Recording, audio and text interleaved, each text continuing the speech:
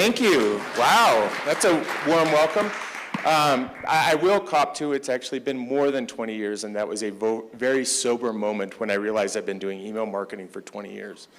But as Steve mentioned, I am the CEO and co-founder of an agency called Trendline Interactive.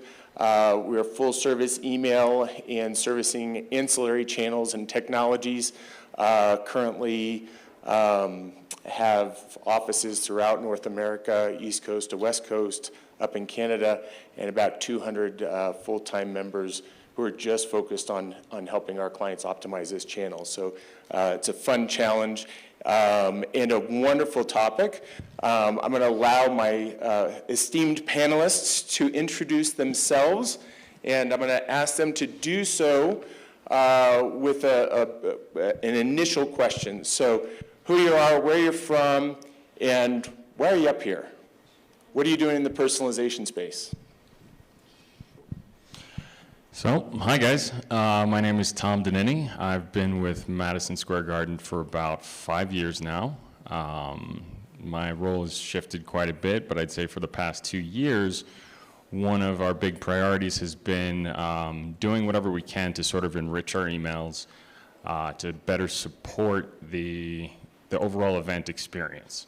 And personalization is a big part of that. I'm Sharon Foster. I am the Director of CRM at TransUnion. The reason I think this panel is important is obviously we're a credit bureau, so if you didn't know, we're not in trains. People seem to think we have a train company. And it's really important, obviously crucial to somebody's credit health that we get that information correct. So I think that this, and particularly email delivering that direct-to-consumer experience, is very important for us. Hi, everybody. I'm Erin. I head up CRM for JustFab, which is part of the textile fashion group. So textile comprises a number of brands, including Fabletics, Shoedazzle, Savage X Fenty, and Fab Kids. But I primarily work on the JustFab brand.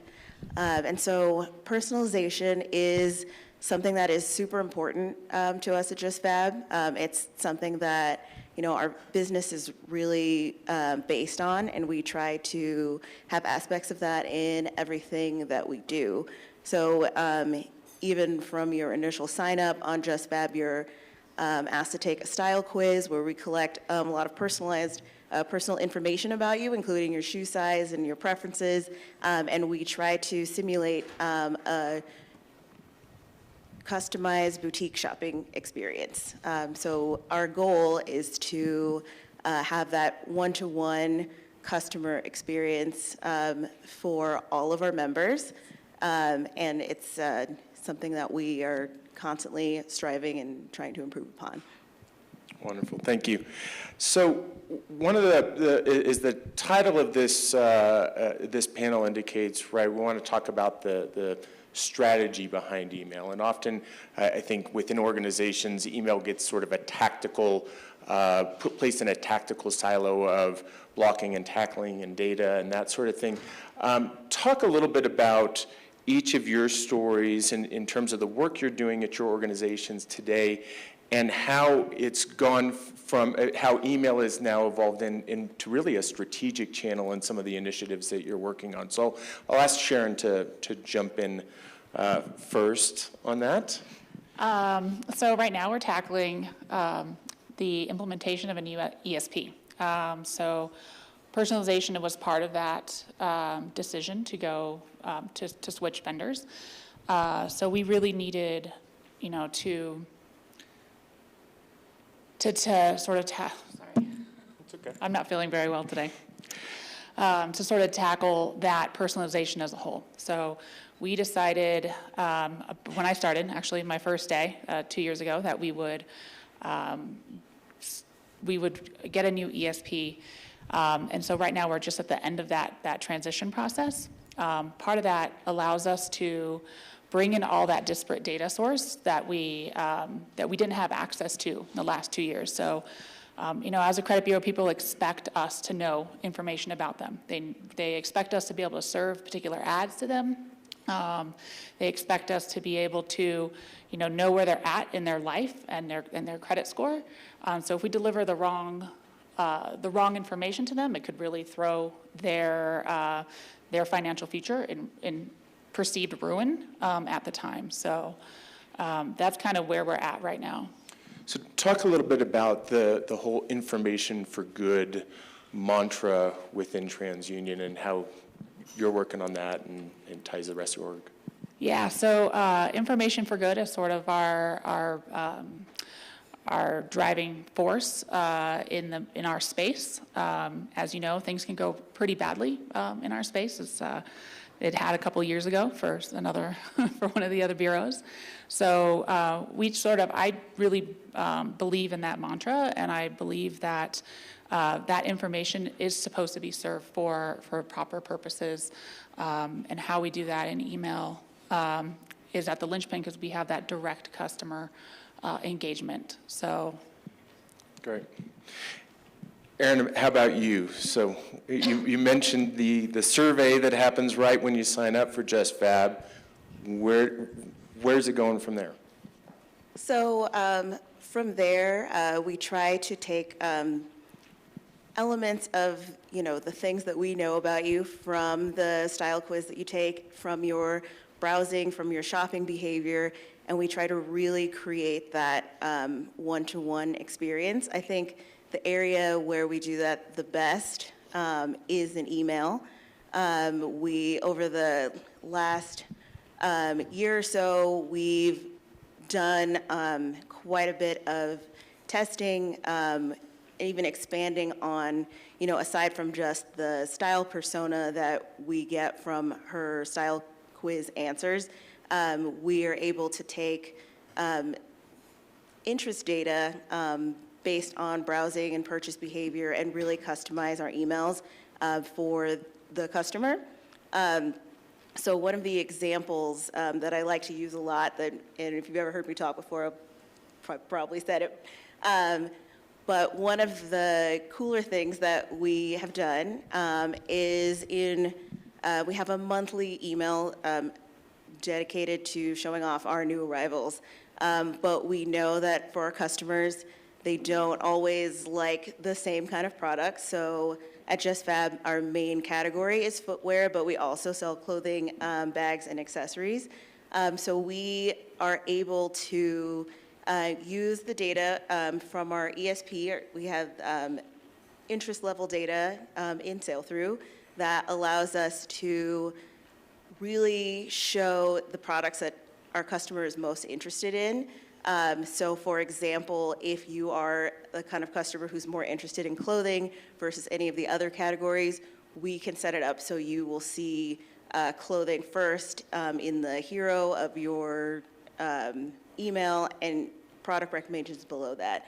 And so on top of that, we have dynamic one-to-one product recommendations. So among customers who are interested in clothing, for example, the products that they'll see recommended to them are different. So we really try to capture that one-to-one experience in our emails. One of the areas that we really want to also focus on is bringing that level of personalization to our website. So we have also been testing out different algorithms using to really try to create a very personalized experience for customers when they arrive at our website. So going back to our 5 style personas that you get, basically once you take our style quiz, you get assigned to one of these 5 style personas. And from there, when you visit your homepage, you'll see recommendations based on these personas. We try to simulate a personalized experience, but in actuality, we really just had 5 different pages that you would see based on whatever your persona is.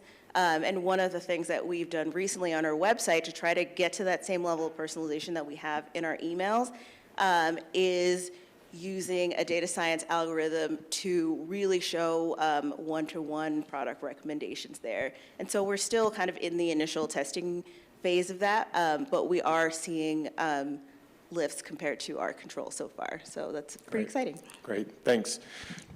Tom, a little bit about what you're doing at Madison Square Garden. Sure. One of the things that, as I mentioned, we've been trying to sort of enrich our emails.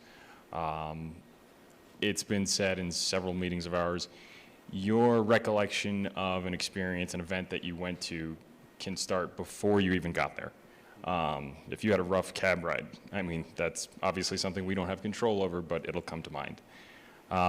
And as a result, what we've tried to do is identify different ways where we could enhance an email that we were already sending out. So to just kind of set the stage, prior to every event, we send out an email to attendees, providing some more detailed information about the event that they'll be attending.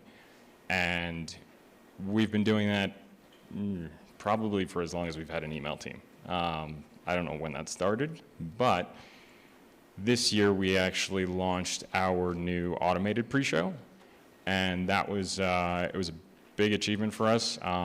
It resulted in resulted in about a 95% reduction in production time, and we also were able to pack in some really customer-centric features in there.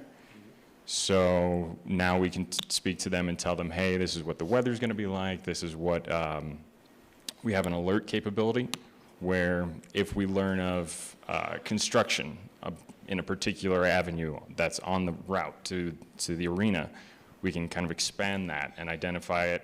And this is even after our email is dropped. We can communicate that to attendees. And then the big one really was our personalized entrance info. And it's something that sounds painfully simple, but there were just so many moving pieces in it that it really took a lot of work. And it's funny, it probably started, we signed with Movable Ink back in 2015. Okay. And they had showed us some really interesting stuff in that space of sort of event information leading up to a show of some sort, and they had some really cool features. The weather was something that was definitely an appeal. Nobody wants to get caught in the rain, but we kind of took that and blew it out and did as much as we could with Salesforce, Movable Ink, our API. So share a little bit just on the business side. So some of the logistical issues of events at Madison Square Garden. I guess just like any company, there's when you have multiple different teams trying to coordinate toward one project, it can definitely get messy with the complexities of personalization. At one point, I had a slide built out, and I think it made most people dizzy, just trying to navigate the whole thing. We had an instance where, not to air out any dirty laundry, but we had something. Go ahead. It's live. We had a surprise where we thought something was coming in with rich text, and then it was plain text, and then vice versa. So those kinds of things, finding out downstream, it's just trying to navigate, course correct, and keep moving. So I'm gonna build on this, because one of the things when we talked I was impressed with was how many events may be happening at Madison Square Garden in quick succession or even at the same time, and the impact that making sure somebody actually gets to the right entrance can have on the business. So can you Sure. expand a little bit on that? Yeah. For those of you not familiar with the arena, so Madison Square Garden Arena sits directly atop another venue of ours, the Hulu Theater at Madison Square Garden, and that sits directly atop Penn Station, which is one of the busiest train stations in the United States. So you've got a lot of foot traffic. On top of the foot traffic, you can have competing shows, but where we have 7 entrances for both of those venues, and you have people coming and going at the same time. So there's, again, a lot of moving pieces. And in terms of getting people in the door, I mean, it's a lot harder to buy concessions from outside the venue. So it's in our best interest to obviously get people in. It also creates just a smoother experience and hopefully the idea that they'll want to return. Right. And as I recall, this was something that people didn't believe was going to be possible, is to get people to the right place. Yeah. I don't remember which meeting it was, but there was a point where, we were starting to really guess the capability was there. We had to rope in some other teams. We had to start piping in information into an API, try and reference that. And it was really a matter of, is this worth it for the attendee? Is this a priority for us? And I guess all the boxes were checked. There you go. And Erin, I want to come back to something you said. You said that you alluded to the idea that information in email is more personalized than in other channels. Why is that? The way that it works, I think the way that our integration with our ESP works at JustFab is that we have a lot of data points about our customer being filtered in there. It's over 50, so we're able to do some really complex targeting and doing a lot of that stuff via email.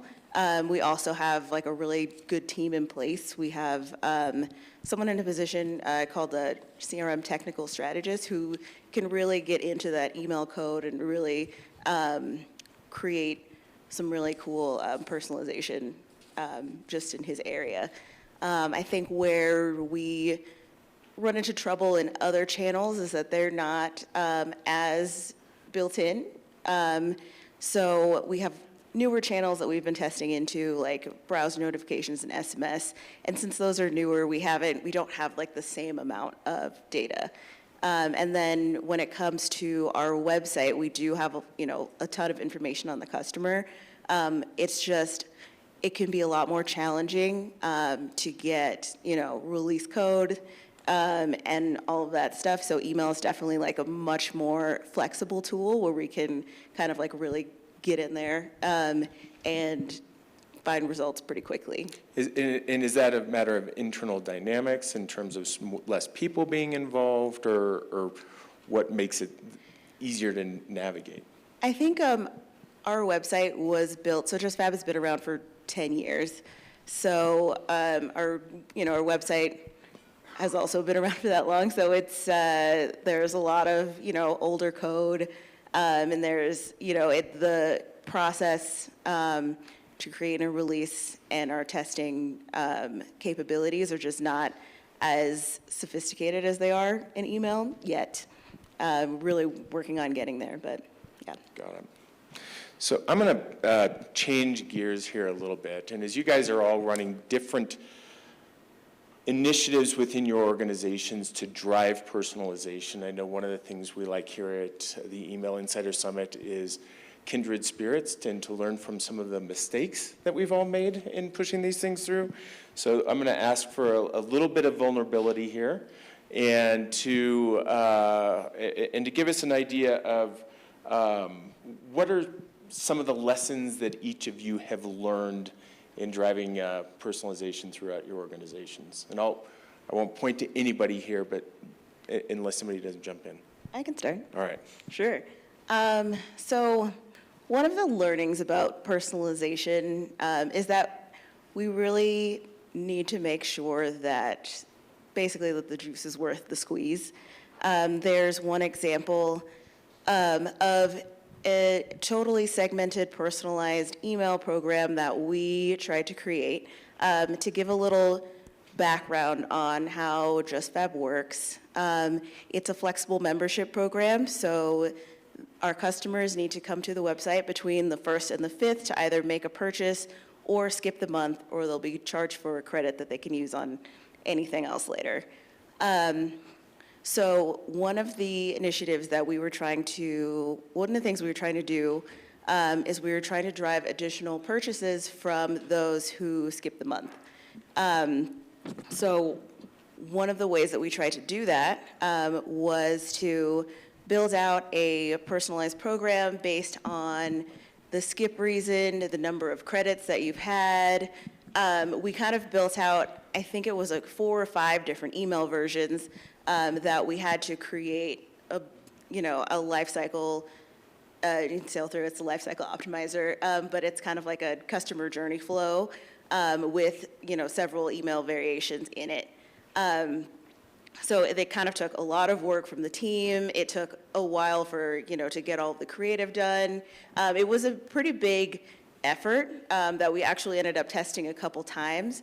But one of the things that we learned and that we should have looked at probably before we even started this is that the number of conversions that we typically get from that particular email was super small. So even if we doubled or tripled it, the amount of business impact it would have had still would have been pretty small. So it's one of those things where it's like maybe we should have focused our efforts elsewhere if in trying to move that particular metric.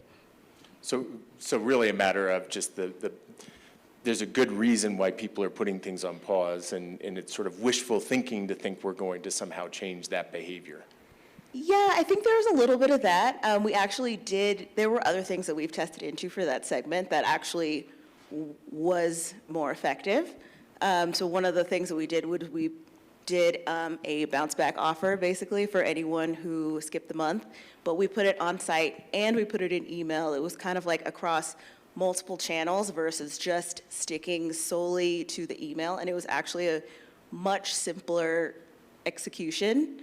We didn't need to get super granular with it in order to move the needle. Got it. Sharon? I'd say for us, as I mentioned, we're in the tail end of this implementation, and nothing causes more sort of friction in a company than switching tech.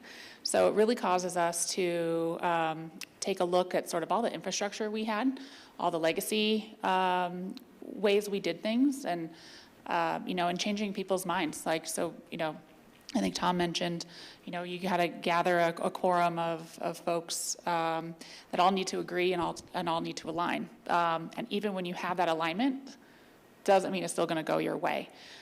So one of the lessons learned is to quadruple check and get quadruple sort of buy-in on your next step during this time. And really taking a look at, you kind of go into it with, you want everything, you want all the data pieces. But really taking a look at, do you really need that? What are you going to use? How is that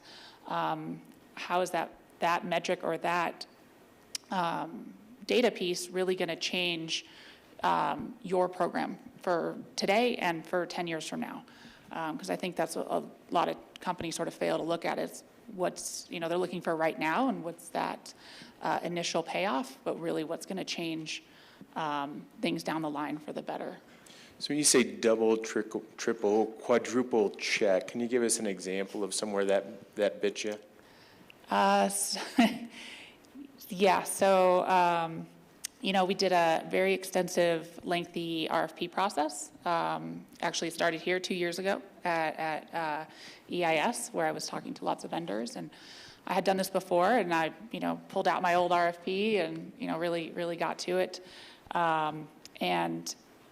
You sent it to cover your own butt. You sent it to everyone and everyone's cousin to making sure that everything is accounted for, because of course you can't think of everything.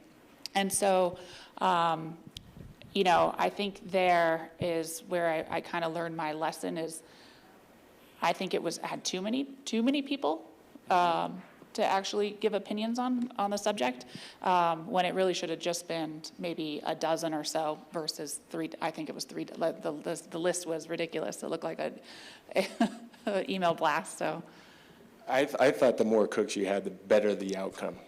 No? All right. Yeah, so I think that's a big learn for me on this one. All right. Tom. Oh boy. I'd say I'll go with 3 lessons. One, I mean, obviously, as this personalization thing, the deeper you dive into it, the more complex it gets. Don't rush it. Don't try and cram it in for the deadline or to get out the campaign. I mean, if you absolutely have to, push it out, because otherwise things can go very wrong very easily.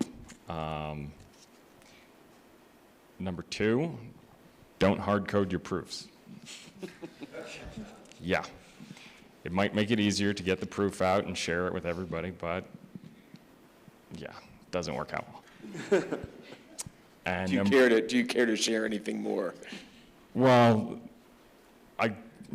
just to quickly jump to number 3, definitely don't do 1 and 2 at the same time, because that's going to lead to an oh shit moment. Again, dirty laundry. Well, this was a while back. It was something where we were trying to send out an email with basically a custom from address and from name. Ran through the process. It's very straightforward, very simple stuff. And went through it, created the proof, and did it the right way. Then came an edit. There's always an edit. I don't know why. There's always an edit that throws that wrench in the gears sometimes. I don't know. But I went back, hard-coded the second proof, and then there was a change in the list during the process. A bunch of people received emails that said the from address was from address, and the email said email address. So that was not my proudest moment. But I have a feeling in our next panel we're going to get to hear about a few of those. You are not alone, and I think one of the roundtables should just be a therapy group for people who've sent yes. Test messages to millions of people at one time. All right, so one of the things that really struck me in the conversation we had leading up to this was the idea of email as a guinea pig. And so I want to get your take on how does that play out within your organizations? When does it make sense? How is it determined? Why? And I'll just go down the line. So Tom, go back to you. Sure. I think generally speaking, email has the benefit of being more agile. I think we touched on that already. Just the whole thing, coding the email, trying things out, A/B testing. All different kinds of platforms these days have built-in optimizers. You can see which content outperformed the other. And there's just so many different ways that you can pivot a little bit cleaner and quickly. I think that when you're talking about apps, websites, you're looking at significant development there, and I think that's where we might have the advantage. Right. Yeah, so I think, email's cheap. For our company. So, and you can send highly targeted tests, and do segment analysis before anything goes live. So it could be that one-to-one message and that one-to-one test that is important before we sort of, I like to go on a lot of hypothesis, like let's test this out, let's see if it's worth our time. And it's easy. We're agile, and it benefits the rest of the company for us to do that. Right. Erin? Yeah, I just kind of want to echo what everyone else said, is that email really is a very agile tool. And I think one of the other reasons why it's really agile is that you can get results quickly. So you can send out an email and basically get immediate results, and it doesn't necessarily rely on, traffic to your website or traffic to a specific page.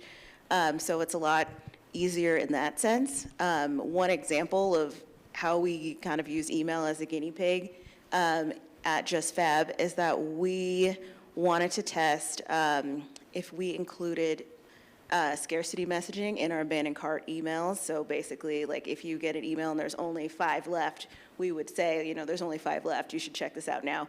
We all kind of, assumed it was a good idea, but we wanted to make sure, and we knew that the quickest way we could do this would be through email. And because of the results we saw in email, I think we saw an over 20% lift in revenue per email by adding this messaging for those people who were eligible for it. we were able to kind of take that knowledge and be able to prioritize making that update on our website. So one of the other things about, our website is there's a ton of things that, that we could be changing all the time, and there's only a limited amount of resources and a limited amount of time. So to be able to get those kind of results through email really helps push these kind of initiatives through the pipeline. In kind of building on that, I think the notion of innovation or trying out new things in a certain area, there's this, you hear a lot about in order to innovate, you need to risk failure, right? Or failure is part of the equation. So how do you guys balance maybe driving something forward that may have a strategic impact on the rest of the org and be carried over other places? How do you balance that risk with the desire to push forward and use this channel as a guinea pig?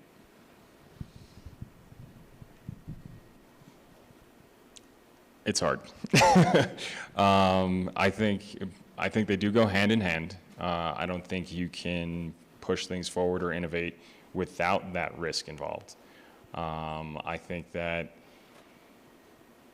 it's something, for MSG at least, it seems like the larger the departure from current day approach or feature or what have you, the more people end up being involved, and you start to have those conversations and dig up the angles that you might not have originally thought of. So that, in a way, can be a benefit. But I think that the two definitely go hand in hand. Great. Sharon, Erin, thoughts? I was just going to say, our motto is a fail forward. Yep. So, and the risk for me is low, and the reward is high. I think there's always something to learn from every test, every deployment that you send. So that motto of failing forward is you always have something to learn from it. Yeah, and at JustFab, we have a very, testing-centric, data-driven culture. So this is something that's just kind of like built in for us. We try to mitigate risk. Like if we think that it's a risky test, we'll, make the test audience a little bit smaller to the fact that but still, we make it a little bit smaller, but still the correct size so we can get results out of it. So we try to, take calculated risks, but I would say in the last year or so, we've run about 200 tests, and not all of them are winners, It's like there's always going to be some losses, but I think the real win is being able, as long as you can learn something from it and get better with the result, then I would say that it's, a win for the whole business. Yeah, I would say, one of my personal things that I enjoy most about this channel is that you can do very small tests that are very targeted to where they're not likely to have a big negative impact if they fail, Yep. right? So that can kind of control the fear there. So both of you kind of alluded to that. So I guess I'm gonna change it up just a little bit. So from the work that you're doing within your organizations, what would you say is the biggest impact that you've been able to have on the broader organization as a result of the efforts that you've been doing in email? So what are the strategies, what are the, whether it's cultural or impact in working across groups, how do you think you're driving the rest of your organizations forward? I'd say for our team, the big win again was the personalized entrances info. We started off there for one corner of the business. We were really trying to put that information out there for concert goers. Mm-hmm. That ends up being one of the most complex scenarios where there's so many different things in play. So we were trying to get that down. And then it seemed as soon as we rolled that out, well, the Knicks wanted that in their emails as well, and the Rangers as well. And it kind of grew from there. And now we're having similar conversations with the individuals involved, responsible for the website. and it's what flavor of entrances can we put on there as well. So. Wonderful. I think for us, it goes back to information for good. So how we're able to, really live and breathe that motto from our company to the consumer, and how we take that information and use it to, enforce a customer's behavior, use it to enforce their standing, with their credit. And that's kind of how we, always goes back to information for good for me. Wonderful. Erin. Great. And then, like I mentioned, the results that we see with our email test really help us get numbers behind and help us prioritize the kind of updates that we want to make to our website. So the scarcity messaging was one example. We've tested different kinds of product photography and email that also, got rolled out to our website. So we are able to kind of provide the data fuel needed to make decisions across the company. We don't always test an email and then roll out on the website, but it kind of helps us if we are able to successfully test an email, and maybe it's something that we either want to roll out or test on the web or on other channels. Yep.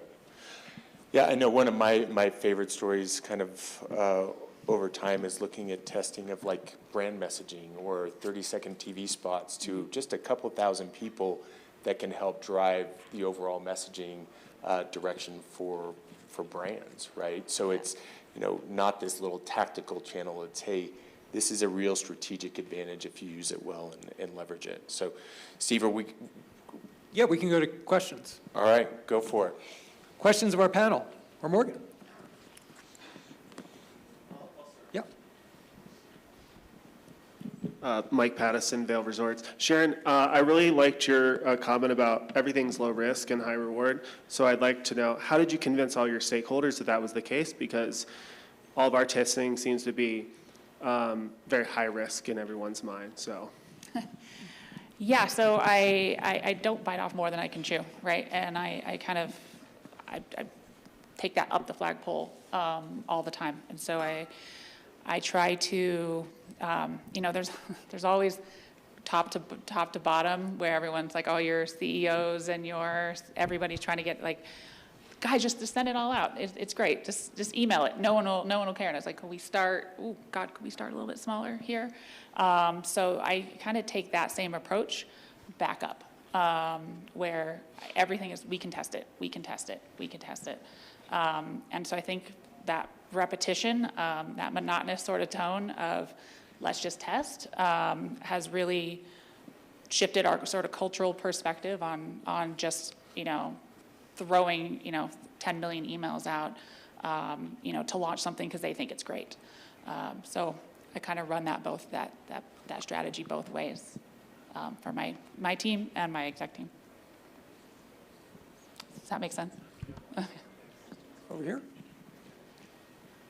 Hi, Christopher Kaiser, Vivid Seats. I've got a question for Erin. You mentioned before the fashion quiz that you have. How did you go about pitching that, then proofing it, and then what were the results on rolling that out? So the style quiz that customers take when they first sign up for JustFab, that has actually been part of the brand since the beginning. So it was based on, we really wanted to create a place where our customers can go and find the things that they love. So it's basically been ingrained in our brand since the beginning. Okay, so we've also tested, I don't recall the exact results, but I know that we have tested trying to, remove it because maybe it's a customer, a friction point. But it turns out that it's actually pretty effective in getting people, to sign up for a website and to kind of really understand the personalization and try to, it's a good start to the relationship that we have with our customers. awesome. And how do you incentivize them to fill that out?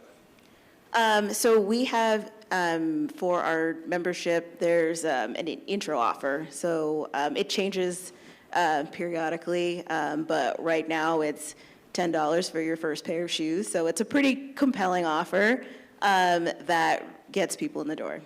Thank you. In what ways are your personalization strategies driven or informed by your competition? And keeping an eye on how your competitors are using this channel and what consumer, with general level of expectations that consumers are bringing to you because of dealing with your competitors?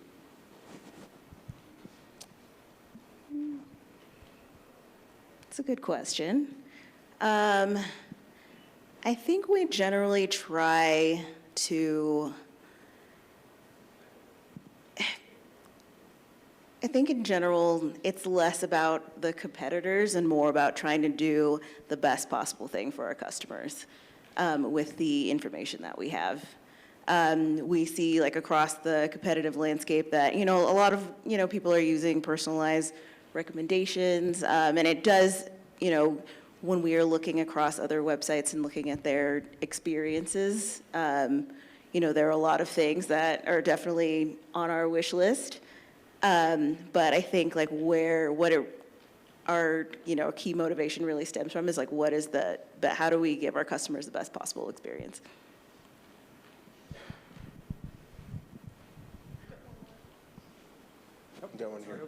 Hi, Erin. I have another question about your style quiz. Oh, sure. You said there were 5 different personas. I'm just curious about the type of testing you did to determine how many personas there are, what are they, and how often you go back and test that.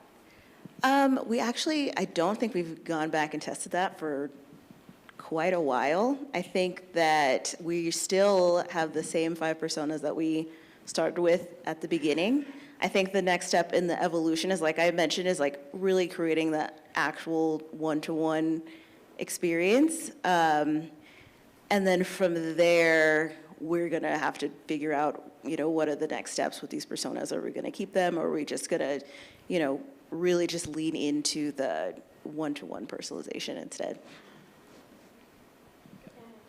I have a question for all of you guys. I'm curious what your unsubscribe rates look like and how it kind of changes or alters depending on how much of an emphasis you put on personalization. And if it's kind of a general question, but I'm curious how big of a focus that is for all of you guys. And I'll layer on there, it kind of goes into the topic we had about how far is too far and is there too far. So I know that there's some very interesting perspectives up here. Well, yeah, we have just so many different types of campaigns. It's really hard to give a ballpark. What's the safe range for this type? It's something that we monitor. Generally speaking, I think the business always wants us to go and push for more. So it's obviously, there is that tug of war there. But I'm sorry, in terms of the...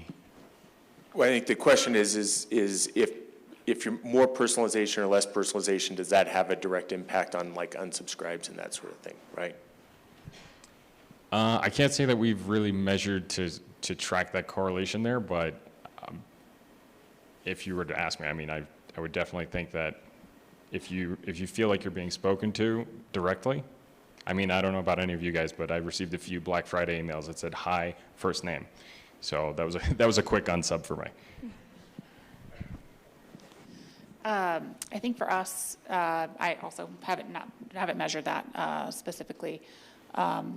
However, one of our verticals at TransUnion for some of our 2 different products, a paid and a free, and one of the verticals we have is third party. So we partner with a lot of companies similar to, credit cards, mortgages, and so having the access to someone's credit information and serving them the wrong offer. So I'm going to serve you a platinum card and you have a 530 credit score.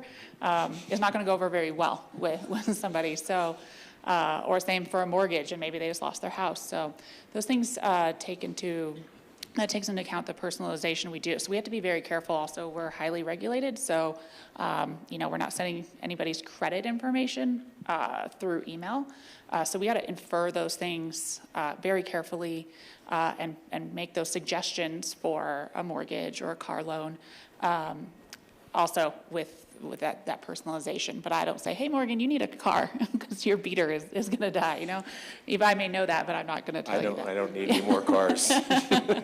So we have to be very careful with that, but it's very effective, and we can measure the lift and engagement that way. I just haven't done unsubscribe that way. Yeah, for JustFab, we do have like a range of unsubscribe rates depending on the type of email that we send, but I can tell you that the more relevant the communication is, the lower unsubscribe rates are. So for example, like our abandoned cart email has a much lower unsubscribe rate than our daily marketing email. And we also have specific types of email that drive pretty high unsubscribe rates. I think it's because they are the communications that are less relevant to our customers. So for example, because textile has many brands, we do cross promotions for our sister brands. And it's a really effective way of getting new customers across our brands. But I mean, on those emails, we see higher than normal unsubscribe rates because a lot of times, like, they're not as relevant as our normal emails because they're not customers of these brands. It's just not, it's definitely not as, relevant as our typical communications to our customers. But overall for our business, it's effective. So it's something that we do continue to do and we support because overall it's worth it. But we do know that when we send these types of emails that our unsubscribe rates are going to be higher. Let me wrap with a lightning round. What's the next thing on your roadmap for personalization? Mobile for me. Mobile? For us, it would be sort of ticketing alerts, dependent upon an inventory of a show.